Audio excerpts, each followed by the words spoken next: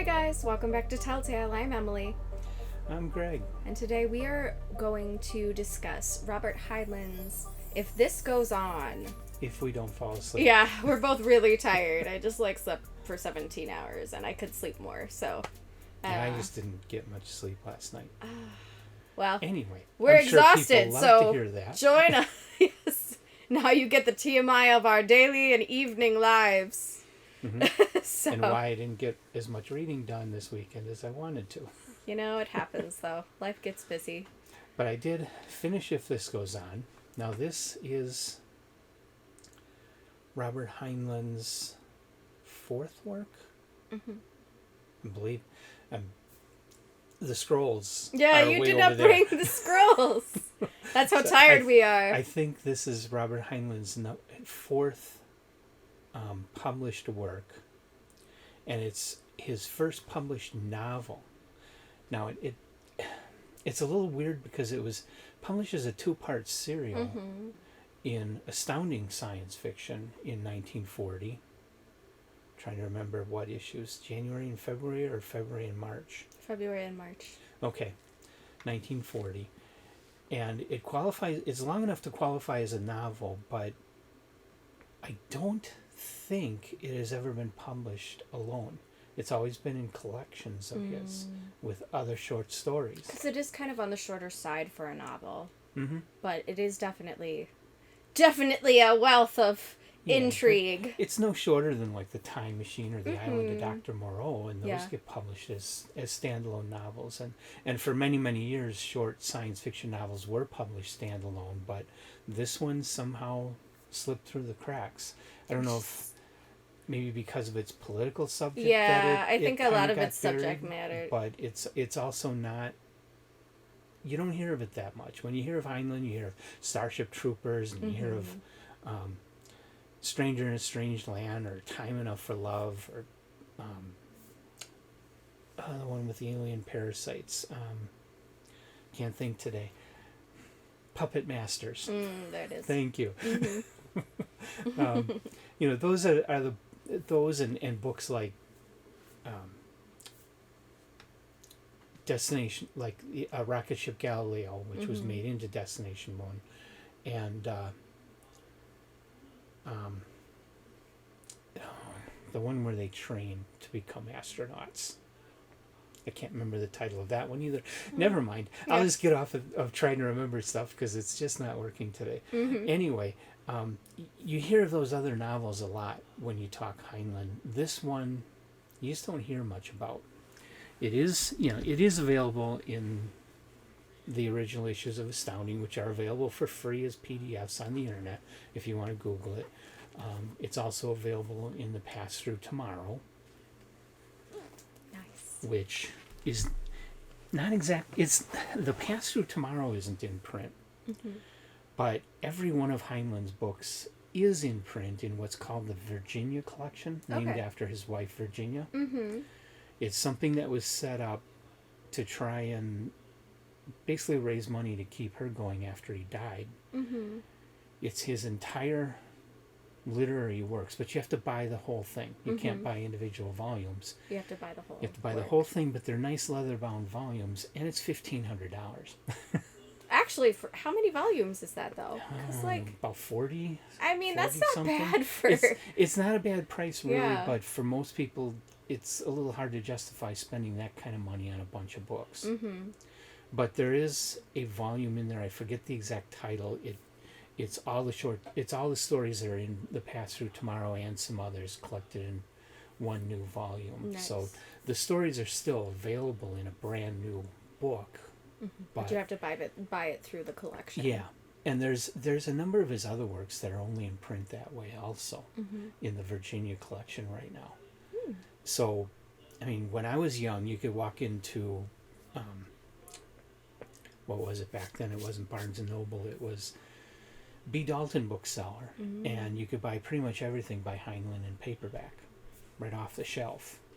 Nice. Heinlein, Asimov, Clark, Bradbury, they were all their works were available in all the bookstores back then. Now you can't do that. No. You'll find only their most popular pieces, and the rest of it you can't get because they're not being kept in print. So you can't buy The Pass Through Tomorrow unless you buy it on the used market. And because it's out of print, it's going for a hefty price. Mm-hmm. But If This Goes On is in The Pass Through Tomorrow. And there's a couple other collections Heinlein did that did include If This Goes On. Mm-hmm. So his first novel, and it's a little hard to get, but you can get it and read it. Yes. So yeah, this one was a good one.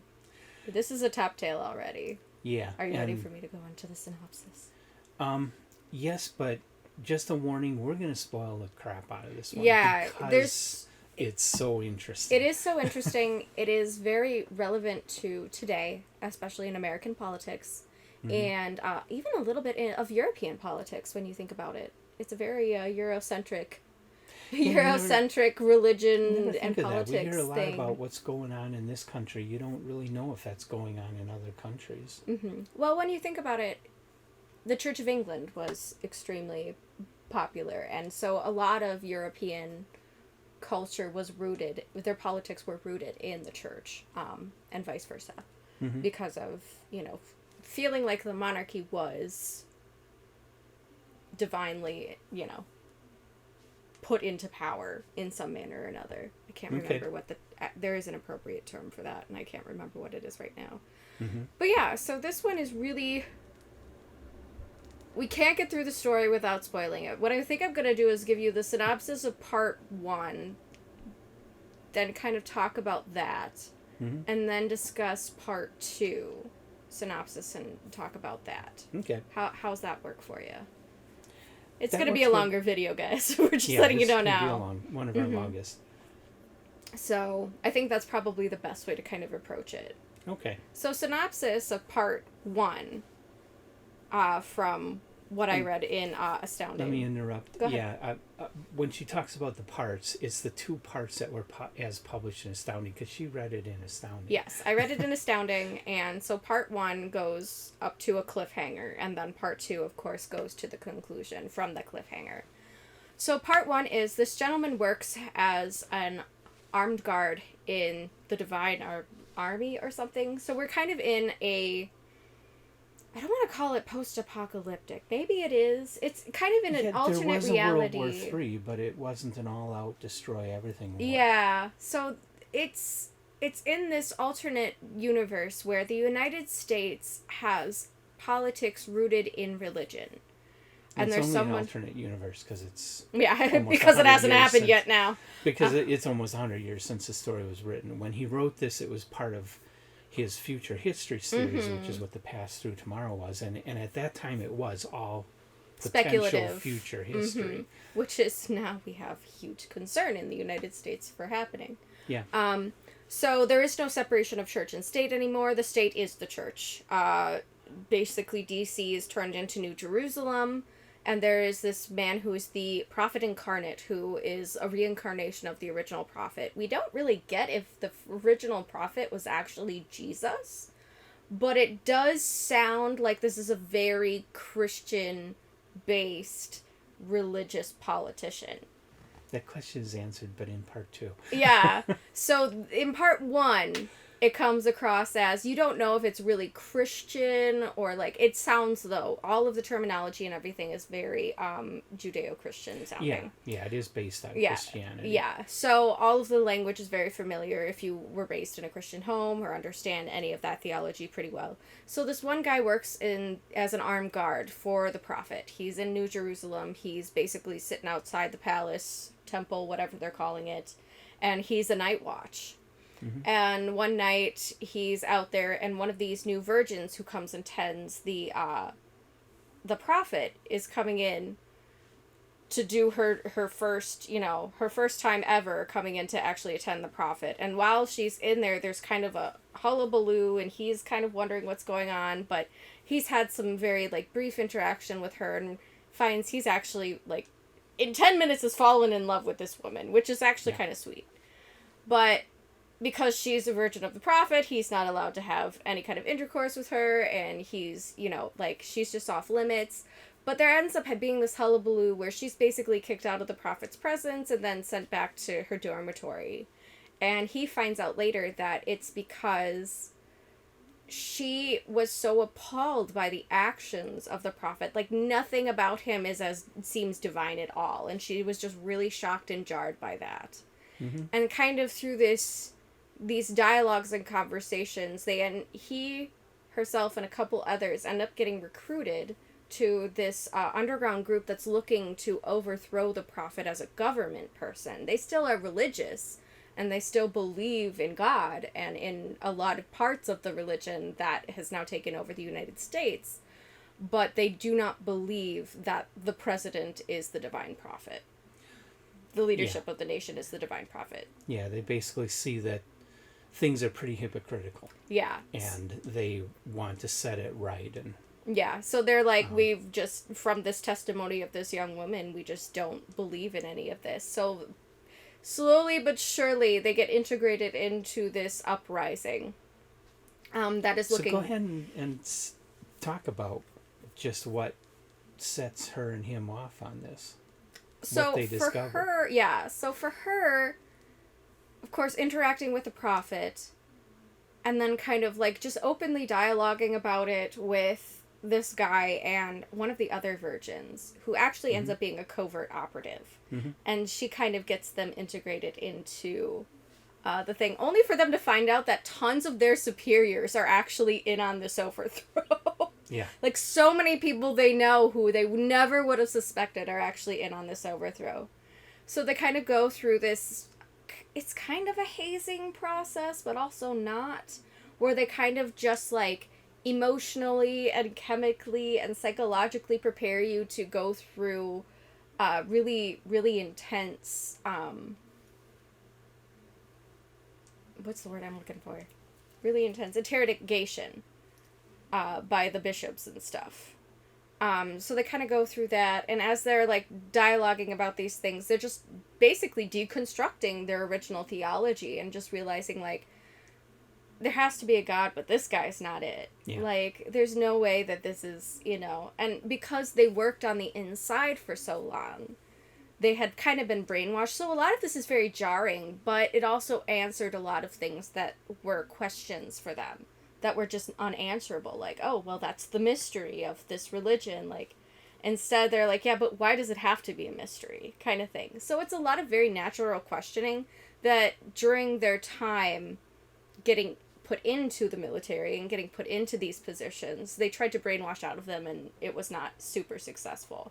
Mm-hmm. But because there's also this very, like, fear ruling, there's, like, a fear that kind of goes on that rules over them, that nobody questions it out loud because you don't want to be interrogated and basically beat to a bloody pulp. Exactly. In interrogation. Mm-hmm. So nobody talks about it. So they just kind of develop, like, this code, underworld, sign language, all these other different, like, ways of, like, communicating and passing information between other parties in this underground, like, revolution that's building. Mm-hmm. Until the point where our main character ends up being suspected and eventually taken to interrogation. Mm-hmm. And then he passes out, because, of course, he's been beaten to a bloody pulp. And tortured. Only to have woken up in basically the rebel headquarters. And they were able to rescue him, but now they basically have to, like, reface him and give him a new identity and stuff. Mm-hmm. So he has to go through, like, reconstructive surgery, plastic surgery to look a little different. They have to find someone who's gone missing, or, like, who's died, or who has the same structure as him that they can kidnap or something, so that they can basically replace this person who's a regular citizen with now this new operative. Mm-hmm. So basically he has to become a whole new guy and just learn about this one guy's that they've picked for him's life. Mm-hmm. So he becomes a textile salesman. Yeah. Working in the underground and kind of going from church to other operatives, and as he's a traveling salesman, he can move around a lot, and people can meet him where he is, and he can pass on important information, until one day he goes to one of the airports after, having probably a while now, several months at least, of successful road tripping, so to speak, mm-hmm. And they decide that they're going to do a blood test Mm-hmm. just to make sure there aren't any issues or viruses being passed, because he's going into Idaho, which does have, or something like that. Yeah, was it Idaho or Wyoming? They did have a pandemic issue in the state that they were going into, so it was a legitimate ask. Yeah. But as he's sitting there, he's like, they're going to test and figure out that I don't have the same blood type as this guy. Yep. And then he overhears them talking and realizes, yeah, he's the wrong guy. So he jumps out a window, finds an unmanned plane, hotwires it, and flies away. Mm-hmm. And that's where the part 1 finishes. Okay. Oh, and also while he was under, that one virgin girl was taken to safety in Mexico. I forgot about that part. Yeah. So she's to safety and he's been rescued. Mm-hmm. Yay! Part 1 done. Cliffhanger. Mm-hmm. Oh my goodness, there's so much to unpack here. Yeah. Well, should probably finish off the whole story before we get into the whole political argument. Yes. But there's just, you gotta remember, this is 1940. Yeah. In a science fiction pulp magazine that was mostly sold to teenage boys and mostly read by geeks that were into science. Mm-hmm. And Astounding was probably the most scientific of all of the science fiction magazines of this time. Mm-hmm. But this is not about hard science. It's not about physics. It's not about astronomy. It's not about chemistry. It's about politics and religion. And it is futuristic. There are rockets and very advanced aircrafts and stuff. And but one interesting thing, very minor part of the story. I'm not 100% sure, but I think this might be the first story to introduce blasters. Oh, yes, they did have blasters. That's right. Typically back then they were called ray guns. Mm-hmm. Or they had other types of guns that they had names for, but Heinlein specifically Switch it to calls them stun. blasters. And they could be switched to stun. Would later show up in and Star not kill. Wars. Yeah. Yeah. It has levels. Kill, don't kill. Kill, don't kill. Uh-huh. So, yeah. So this is... lots of interesting technological tidbits in this, but that's not the point of the story. The point of the story is the sociological, political, and religious situation that these people find themselves in. And of course the title, If This Goes On, is implying that Heinlein is looking at things that are happening in 1940 and saying, if this goes on, this is where America will end up. And then wrote this story. So he was speculating based on current events in 1940, which I don't know what those were, but... Yeah, they were. One of the things that I did pick up that I think were really interesting about this part 1 is you get that not only was this religion was rooted not just in an already... We're assuming it's Christian by this point. At least I read part 1, so I didn't know if it was officially a Christian one or if it was something that was made to look like it. It's a distorted Christianity. Yeah. It's not the Catholic Church. But it's definitely Christian based, but there's not a whole lot left of it. Yes, and so you're getting something that was already familiar and very popular in the United States that has been distorted into something else. Then it's been politicized. And probably prior to being politicized was actually militarized first. Yeah. You kind of get that through the story that a lot of this was brought in by militarization. Because the most likely way that something like this that would develop in this country is people would vote for it. They would vote the people into office who would then change the laws.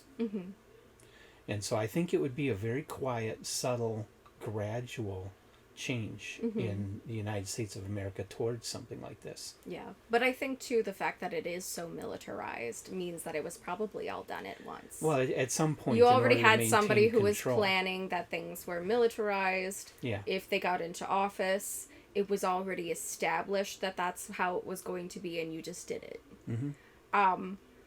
So that's kind of one of the things that I think was really interesting first, is that they went for politics and policing first. to get that all backed up and to really solidify a source of enforcement. Yeah.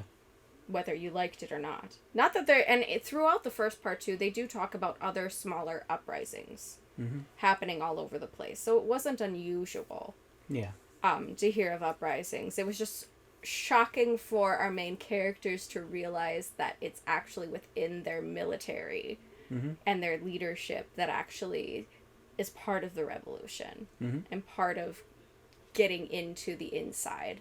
Yeah. Which makes perfect sense to me. So why they would be shocked, I don't know. But yeah, it's the only way such a revolution in a technological society.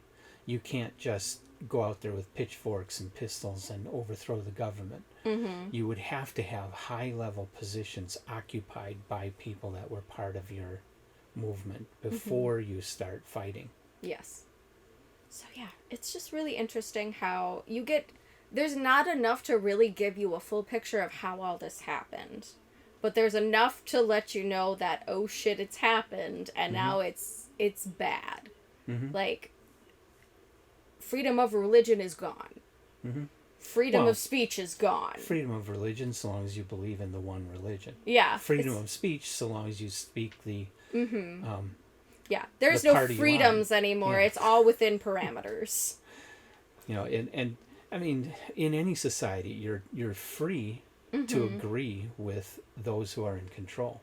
You're not really free to dissent. In this country, we have it a little different, where you can't be thrown in prison and tortured for it, but you still get a lot of flack if you stand up and say, hey, wait a minute. Yes, well, we've developed cultures around it. We've developed a mob mentality in cancel culture that if you do something that's, bad or wrong, even if you don't necessarily see a judge and jury, you've already been cast. Your fate has been cast by a this mob of people on the internet, essentially, and they can ruin your life. Yeah. So it's... But you have a specific group determining what is right and wrong. Yes. That's the bad part about it. Yes, exactly. That's where it gets toxic, that there's only one mentality that is considered right and wrong. And so in the eyes of that group, you only have freedom as long as you agree with them. Yep. And act in accordance with their principles. You act different from that, and you get canceled. Yes. You get canceled. Or you go to jail, or whatever. So in this circumstance, you don't just get canceled, you also go to jail. Well, There's a big network of spies and things. There's a Big Brother's watching kind of mentality about this guy. The future America is very much, I think, based on the Nazis and Soviet Russia. Yeah. In Heinlein's day were very much like what he's describing. Totalitarian societies where if you disagreed with the people in power, you were just snuffed out. Yep. And the only difference is there's a greater emphasis in religion on this one. The other ones didn't emphasize. I mean, they did. Hitler did. Hitler brought religion into it considerably, but not to this degree. Yes, but officially he was atheist. They were burning the Bible. Yeah. Yeah. Exactly. So that's the official public face of the Nazi Party and the Soviets was atheism. Yes. But atheism can be replaced with whatever religious belief system you have. Exactly. And used the same way. The Germans used German culture to put forth their ideals. And they distorted what was otherwise innocent German culture to back them up in what they were saying. Yep. The people in this society, they did the same thing, but they took Christianity and distorted it really bad to support their power. The president is now God. Yeah. He's the Messiah. And that's what they did. So, yeah. Well, kind of like what the Pope was a long time ago. He ruled Europe. And not that he doesn't a lot of still people rule didn't like lots that. of things, but yeah. Well, no, the Catholic Church doesn't have a lot of clout anymore. Depends where you are. In Rome, they do. I suppose. In Rome, they have a lot. But yeah. So, That's pretty much, I think, what we can say about part 1. Yeah. Part 2 picks up where now he's the textile guy. And now he just hijacked a plane because they realized he's not the textile guy. Yeah. So basically what he does is he's in midair, and he's like, I gotta keep the plane going because there's probably a tracker on it, but I gotta bail. So he basically does a hard eject and throws himself out a window with a parachute and goes into free fall while his plane keeps going. And where he falls is around Arizona, not far from where he actually was trying to get to in the first place, because there's this one pastor he's got to try and meet. So he ends up parachuting from pretty much upper stratosphere. Really highly dangerous. Amazing he even survives. Really have to lean on some plausible deniability in that one. Well, a little bit of science to it, so it is explained that scientifically it's possible. It's been done by pilots in like World War II or whatever to, pull the parachute at the last possible moment so that they aren't seen and shot. Yes. Pilot is bailed out, picked up by the trucker, goes to the church that he's supposed to meet, the pastor he's supposed to pass on information to, and it's a brand new pastor. And so he's kind of freaking out, but he's just trying to keep it as light and casual as possible, stay in character. And he finds out that the other pastor actually ended up breaking his leg and was not able to come in and preach, so he gets information. He's like, oh, I wanted to meet him. I heard so much about him, and blah, blah, blah. So he goes, finds the pastor, says the code word, and things start rolling. So he gets taken from this. He's basically put a bag over his head and taken into the underground, which is literally their headquarters. They have this cave, mine, shaft thing that's been practically forgotten and abandoned for a long time, and it's basically turned into headquarters. So he's bag over his head, taken to headquarters, and they are planning the uprising. And they're going to do it military style. So the rest of it is pretty much the military tactics and planning that they're using to take over New Jerusalem. And basically their plan of using... they're using the media to help people, instead of brainwashing them, to help them ask hard questions and deconstruct their brainwashing subtly over time. So you kind of get explained through this process as they're planning the war, essentially. They have started using the media as a means of making the public question why they've been doing this for so long. In very subtle ways. So they have people on the inside everywhere in mass media. So that's kind of the beginning, is to try and get people to start questioning why the prophet has so much power. Why is New Jerusalem behaving this way? Why is there so much poverty and so much struggle if the prophet loves everyone? And all this other stuff, and start questioning why things are the way they are. And then they go into the militarization of the underground. And basically the uprising, using all their generals and stuff on the ground to get into New Jerusalem, and being able to steal weapons and redo weapons and all that stuff. So basically the last half of this story is the uprising and the fighting and the play-by-play. Lots of people die. Lots of people are injured. There's a really cool part where they have these sensitives who are psychics as a means of communication. Yeah, because New Jerusalem somehow blocks radio. Yeah, it blocks radio and stuff. So they have these psychics. So they have these psychics who basically communicate between the generals and the captains of this uprising. So one, they can't trace what anybody's saying, and two, they can communicate with each other without needing everything to be traced the way they're saying. Right. But all the poor psychics end up having their brains basically blown to pieces during the struggle of this, because war is horrible. Burn themselves out. Yeah, war is horrible, and it is a lot of energy for these psychics to do things. So basically their brains just become scrambled eggs during the whole process. But eventually they get into New Jerusalem, and the prophet is killed. Yeah. And then after that, the rest of it is just, now we have to do damage control with the public and just help nurture them back into being free thinkers. And trying to figure out how to go on now that the prophet has died and there's no new reincarnation of the prophet. Which proves that they were right.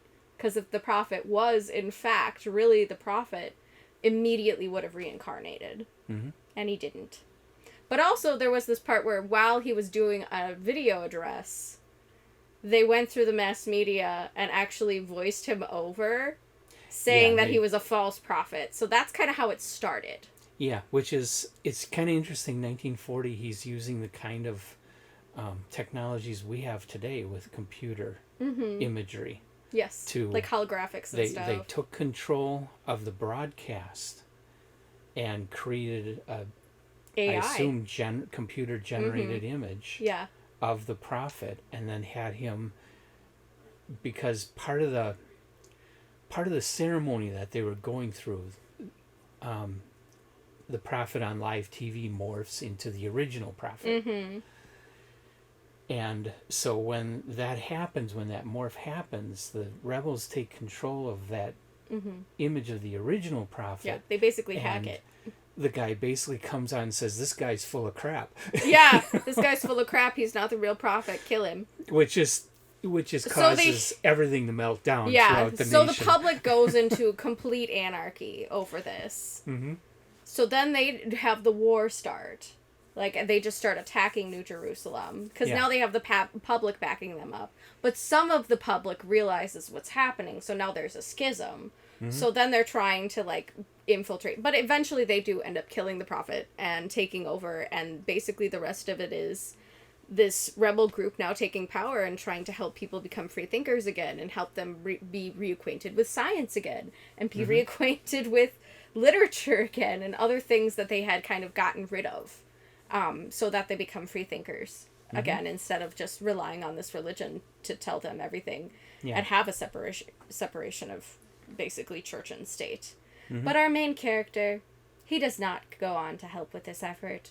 He decides to become a textile salesman with his best bud, and he goes and finds the girl who was the virgin who would take care of the prophet down in Mexico, and they get married, and everybody lives happily ever after.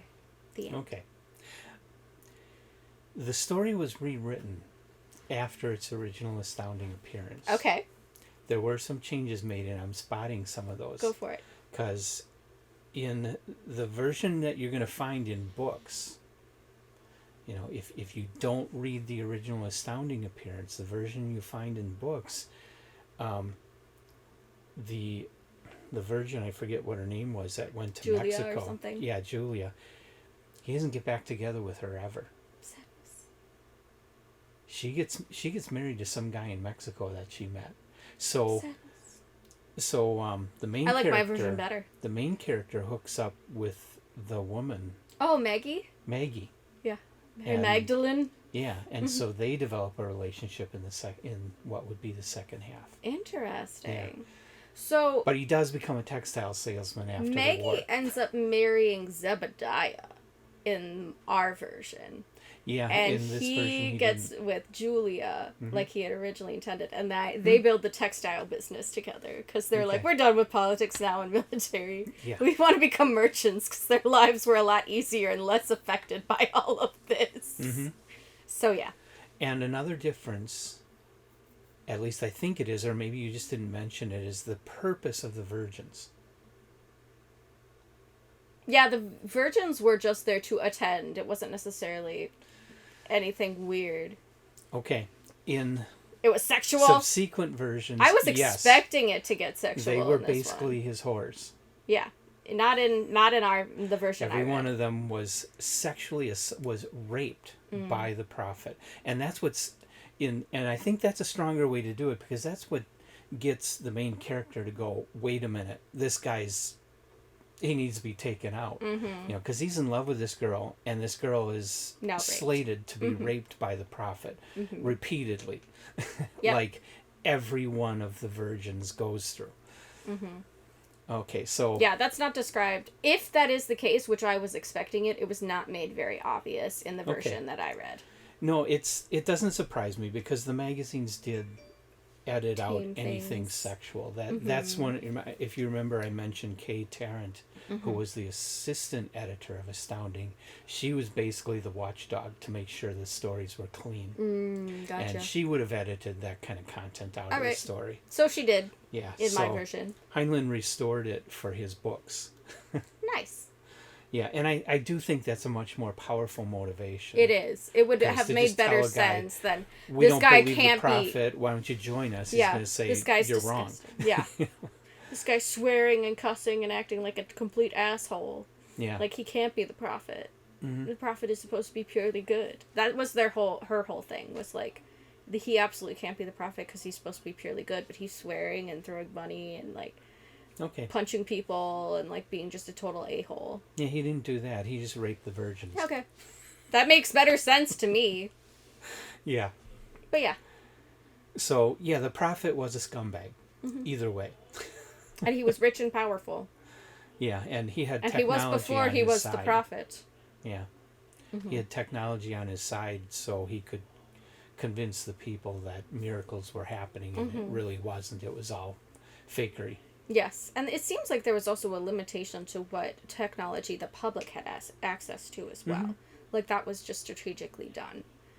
So that makes sense to me that he would have technology that they wouldn't know about to make things Well, you would miraculous. have to do that because anybody who has access to higher technology is going to be able to figure out how to modify it into weapons. So you would have to limit the average person's access to information and to technology in order to keep them from being able to overthrow the government. Yeah.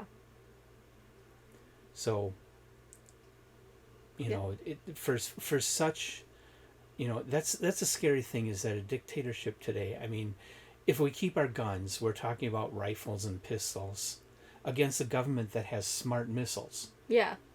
And H-bombs. Yeah. Your gun, and tanks galore. Your gun isn't your 22 isn't going to do much against a smart bomb coming at your house. Even your most things are semi-automatic now, and they're still not going to do enough. No, and the jet fighters and you know, and the military has better armor, ground missiles and tanks and you know, I mean, the public militia does not have the power to beat the government if the government decided to turn against the people in this nation. We would just be rolled over, and the only people that would survive are those who go, okay, I join you. If you can't beat them, join them. And if the government then it also seized control of the internet and other technologies, information would be limited. People would only hear what the government wants them to hear. If they start controlling the libraries and who has access to what information. And of course, what's going on in this country right now, people need to understand that a society like is described in this story would not happen overnight. No. It would happen slowly, and it would start with well-meaning people doing what they think is right, such as closing down public libraries because they don't like the kinds of books the libraries are carrying. You close down the public libraries, the public now doesn't have access to information. And so whoever controls the information behind the scenes has the power, has control over all the rest of us. And we can't really do anything about it because we don't have access to information to help us. Yeah. You know, one of the things that guarantees our freedom is access to information. I've heard about things with public libraries that do disturb me, but I don't think it's right to pull funding and close down the libraries because of it. I think we just need to tell the libraries, hey, we don't want this for our kids. I'm trying to figure out why it has to be a public's responsibility for a parent to parent their child. Why is the responsibility not on the parent? Like, if you're going to go... Yeah, like, that's the whole point. Like, a librarian could get in trouble for giving a child a book that the parent doesn't like. It's like, your parent should be there with your kid looking at the... Like, that's what my parents did when we were younger. Yeah. They read synopsis and stuff saying, like, this might get scary or violent. They never denied us books. But they always like, this might be scary or violent. Do you still want to try and read this? But, like, are you sure? Or like, nope, that's a little too adult for you. Let's try something else. yeah, first of all, a lot of parents don't really spend quality time with their kids. But second of all, when you're trying to teach your kid that something is right, but then they they hear some conflicting information, they come to you with it. There's a lot of those arguments that are very difficult to justify, even though, we don't want the kids out there killing and raping and stuff like that. A lot of times the argument against it is not rational. It's more emotional and political. Yes. And is not based on, well, if you do this bad thing's going to happen, and nobody wants this bad thing to happen. It's more like, if you do this, yeah, you're going to profit, but the other guy doesn't, so that's wrong. You're doing harm to someone else. Yeah. But in a capitalist construct, that's what you have to do. Exactly. So yeah. Then, so then why, and, try to teach your kid not to lie. And then they see what's happening in politics, where everybody's lying. Yes. Yes. It Self-preservation is very strong. It creates a situation where the kid doesn't know who to believe, parents or the rest of society. Yeah, or this ultimate authority that seems to, en masse, have a bigger and better opinion. Or even just the more feminist issue of teaching kids how to treat one another. And then they go out in the world and they see all this imagery that is highly sexualized. Well, what's the right thing to do? All of society is spreading all this sexuality around, but mom and dad don't want me to be that way. It makes it really difficult for the parents to have a leg to stand on. So it becomes a really tough issue of, where do we draw that line? Where do we say this isn't right to be putting in front of our children? Because it's undermining our ability to teach our kids right from wrong. And if parents had that real ability to teach kids from right from wrong, I think you'd see at least a lot fewer sex crimes in the world. If they really taught and brought their kids up to be able to respect other people. But when they don't see a lot of that going on outside of what their parents are telling them, what are they going to learn is the way to behave. Yes, it's being caught between wanting to protect their innocence but shaming them for their naivety again. Yeah. Like, where's the balance? So the parents have the hard time, and you got to understand, parents just want to have the tools to be able to bring their kids up right, so that they are not. And everybody's version of right is different. Yeah, and everybody's version of right is different. So what do you teach the kids? How do you get them to grow up the way you want? And is it right to make your kids grow up and believe what you believe? Maybe they, in a free society, they should be free to learn and believe as they want, not as their parents tell them, and make their own choices by their own, on their own. But that's what you that's what you should be raising a kid to do. In our society today, there's so much misinformation and so many bad examples. How do we keep that from? Yeah, and especially in religion, like, you want them to have authentic belief. If they just don't, then they just don't. Like, that is just the ins and outs of having a belief system, is there just going to be people who just don't believe the same thing. Yeah.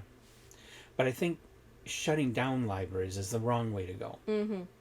That's going too far. That's going down the road where trying to achieve absolute control over what people are allowed to think, and that will lead to this kind of a theocratic dictatorship in this country. Yeah, because there's no even mention of reading a Bible in this one. No. So they don't even have access to a Bible to know what the true Christianity was. The Bible would be too confusing. Yeah, and honestly too, like, if they had a Bible, it probably would have been so changed by this point in history that they don't even know what the original would have said. Right. Like, do we even know what the original said?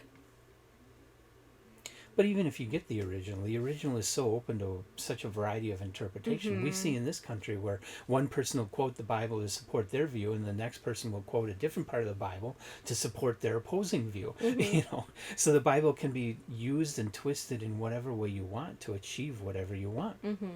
Because it is so interpretive. And that's the other thing too, is that if you don't read a book that was written in a particular context, such as the Bible being written in a language that is not even English, that is has some untranslatable words, or words that could translate to 3 different things, and we're just doing the best we can to interpret it as we can. I mean, there is a lot of room for error, and humans are made to error. That's just the way it is. It's all messy. Well, basically, the Bible is a book that has been used time and time again to support differing political viewpoints, with the idea of making those political viewpoints stand above other people's political viewpoints and make people believe this is the right way to think.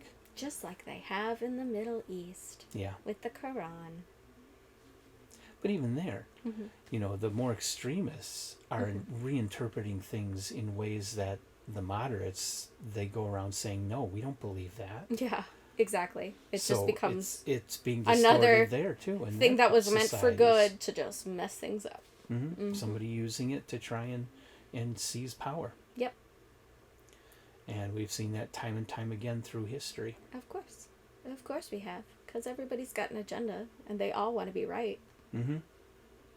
So we have, and the interesting thing in our country today is that we have actually multiple different ways that Heinlein's America could come about.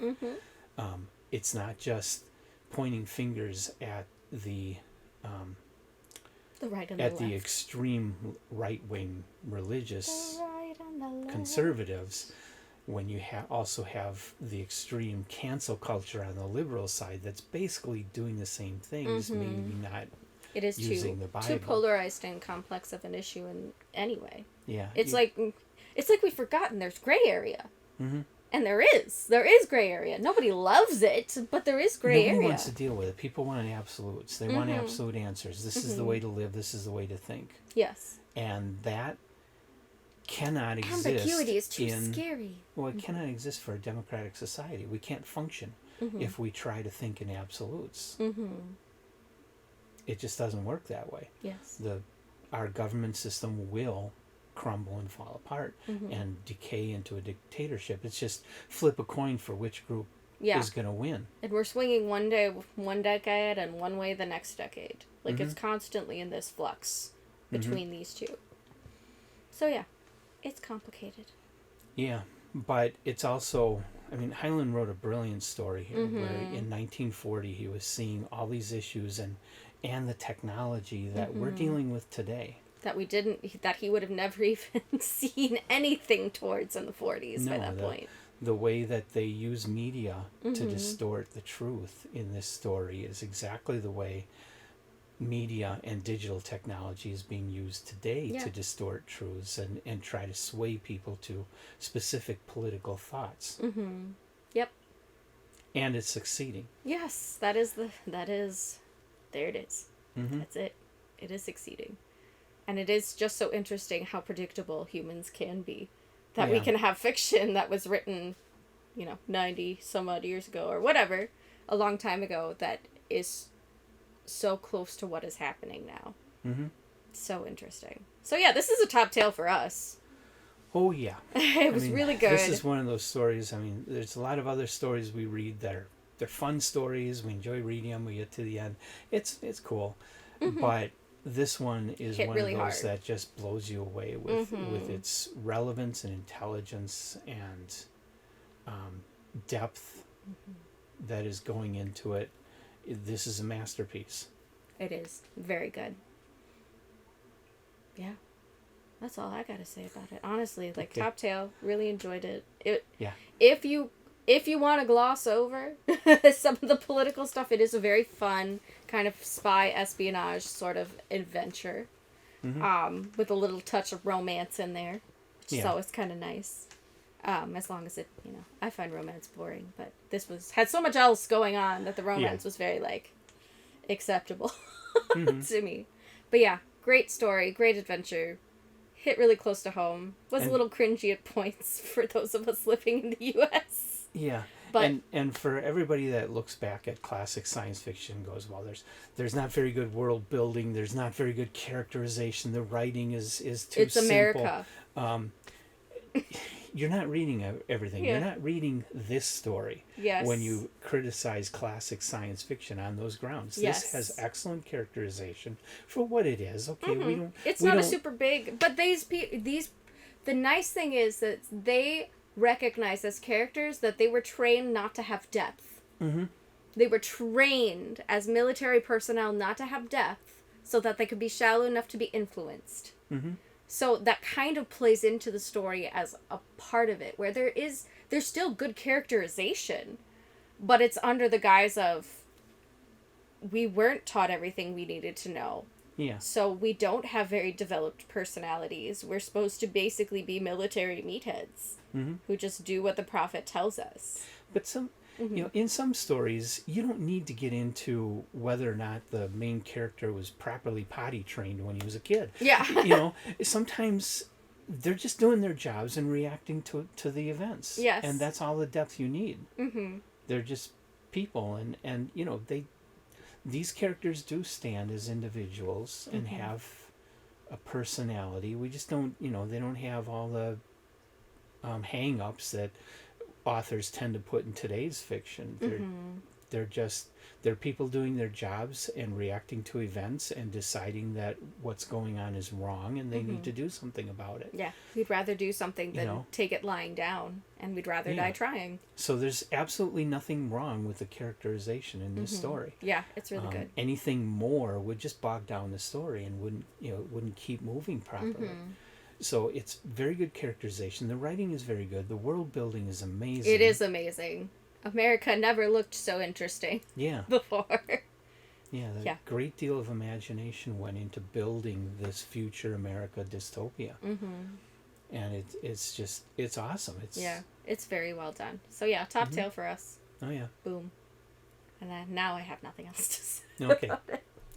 So once again, classic science fiction is not as bad as other people are saying it is. They're just not writing. They're not reading the right stories. That's all it comes down to. Tends to be more progressive than we think. So good stuff. Yeah, great stuff. Thanks for joining us, guys. Like, subscribe, join our Patreon if you want to help support us more, so we can support. Yeah, leave comments, give us anything. We'd love to hear what you think of this story. And our Patreon. Phil would like company in there. Yes. We would love to have some company into the Patreon. I'm going to try and get some more stuff posted in there, so. Okay. If I don't sleep for another 17 hours. Jeez. Yeah. I don't know what's up with that. Anyway, so thanks, guys, for joining us. And we'll see you next time. Bye. Bye.